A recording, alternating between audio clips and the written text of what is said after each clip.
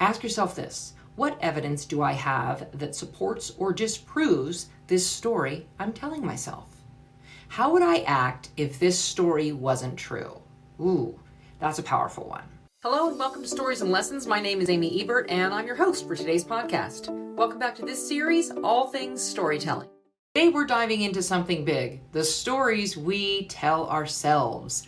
Are they lifting you up or are they keeping you stuck? Because here's the truth. Whether you realize it or not, the narrative running through your mind has a massive impact on how you show up, especially on camera, but also in life.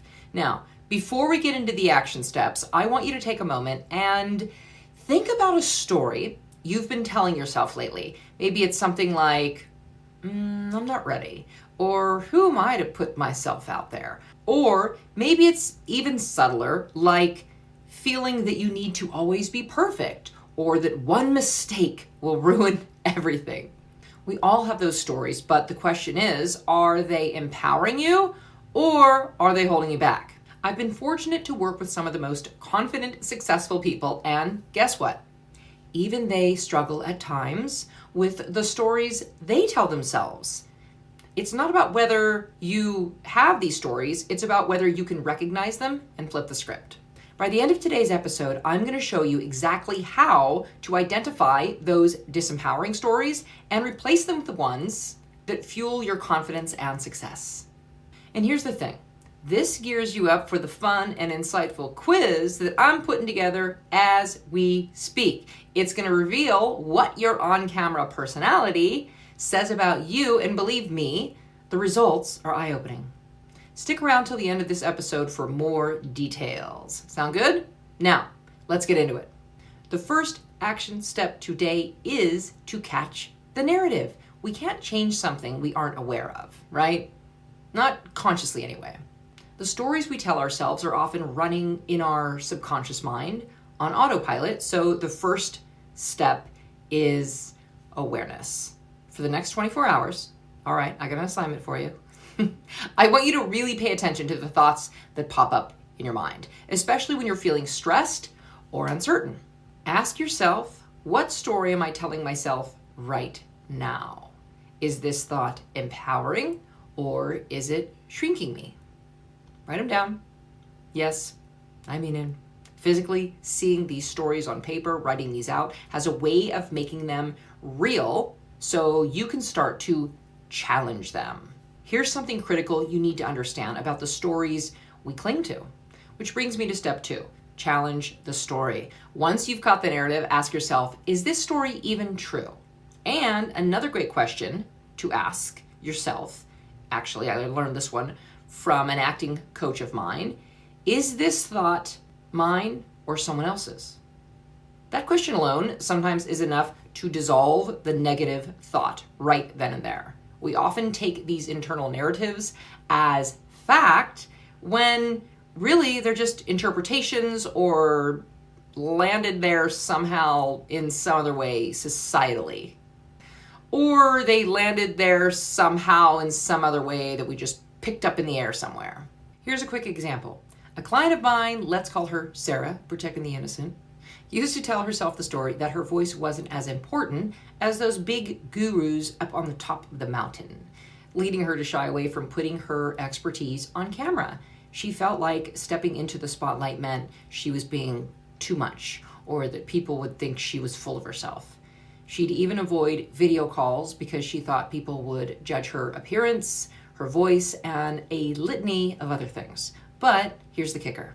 When we challenged that story and got feedback from people around her, the truth was they loved her authenticity and needed the gifts she offers. They didn't want to buy from the guru on the hill, they wanted to buy from her. She didn't need to be polished or perfect, just needed to show up in a way that was truly her. Ask yourself this: what evidence do I have that supports or disproves this story I'm telling myself? How would I act if this story wasn't true? Ooh, that's a powerful one. Let's reiterate that one. How would I act if this story wasn't true, right? If those negative stories we tell ourselves aren't true, how would we act then? In the next step, I'm going to show you how to flip that script into something that propels you forward, and we'll also touch on how you can use this method to supercharge presenting your expertise on camera with confidence. Step 3. It's all about rewriting that narrative. Now that you've caught the disempowering story and challenged its truth, it's time to replace it with something that does serve you. All right, let's go back to Sarah. Once she saw that her story wasn't true, we replaced it with, people connect with my authenticity, and that's why I succeed. Suddenly her approach to video shifted. She stopped overthinking her appearance and started showing up as her real, confident self, as the expert in her niche. What story could you replace today that will help you show up as the best version of yourself?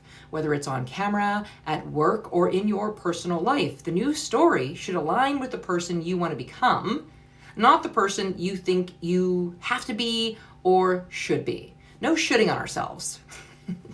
Now, if you're thinking, okay, Amy, I'm catching the narrative, I'm challenging it, but how do I make sure this new story sticks?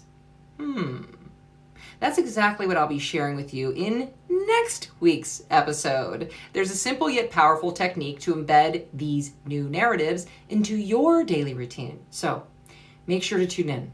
In the meantime, if you're ready to dive deeper into the stories shaping your on-camera personality, head over to 10xoncamera.com and get on the list for my fun upcoming quiz. It's going to reveal some incredible insights into how you're showing up on camera, and trust me, the results will surprise you. I'm really excited for you to see what you discover. Thanks for showing up, and remember, the stories you tell yourself are your choice, so let's make them empowering ones, shall we? Having said that, thank you for listening to today's podcast. If you got value from what we've provided, why not spread the love by sharing this episode with someone? Subscribe to or follow the show so you never miss an episode, and give us a positive 5-star review or a thumbs up, depending on which platform you're currently on. For more stories and lessons, check out some of my other episodes in the series. Thank you for showing up, and be well.